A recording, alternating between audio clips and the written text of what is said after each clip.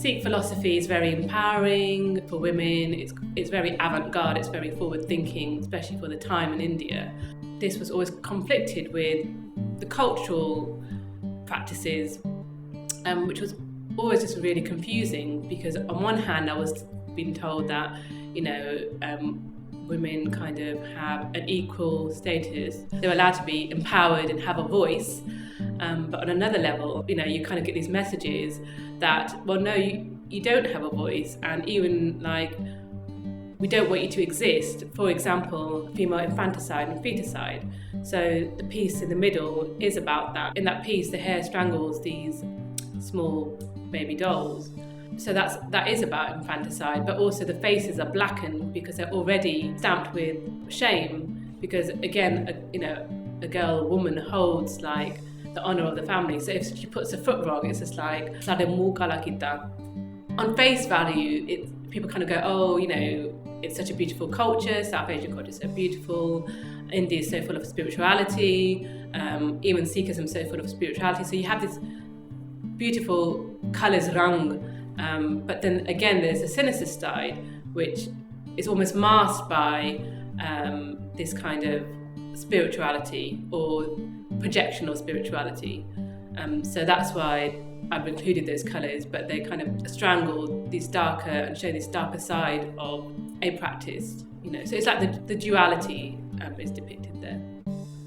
The piece in the cabinet, which has got some flowers painted around them. So the flowers are milkweed, and milkweed, the sap of milkweed was given to baby girls to poison them in India. It's quite decorative, and again it's that duality of this kind of almost insane beauty, but this kind of other, has a sinister side to it.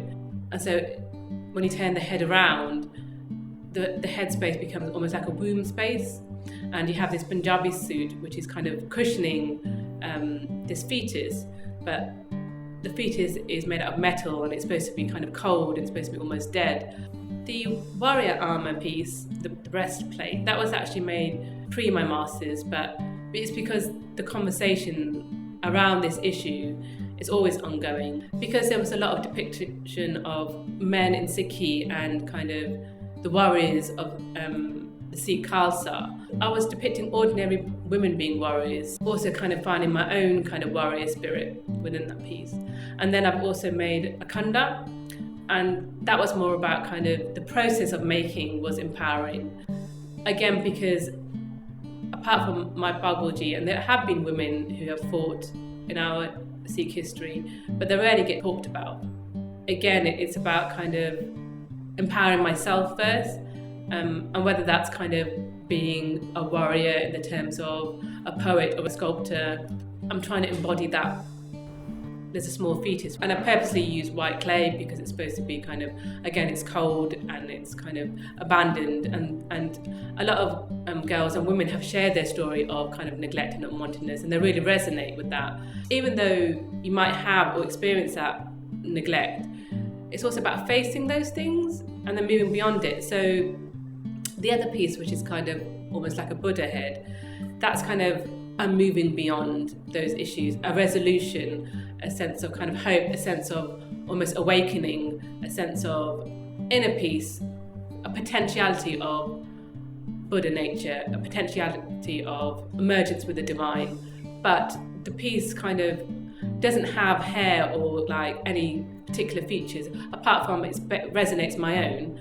But I'm trying to say that the essence goes beyond that. There are no words, there is no religion. It's beyond all those kind of things.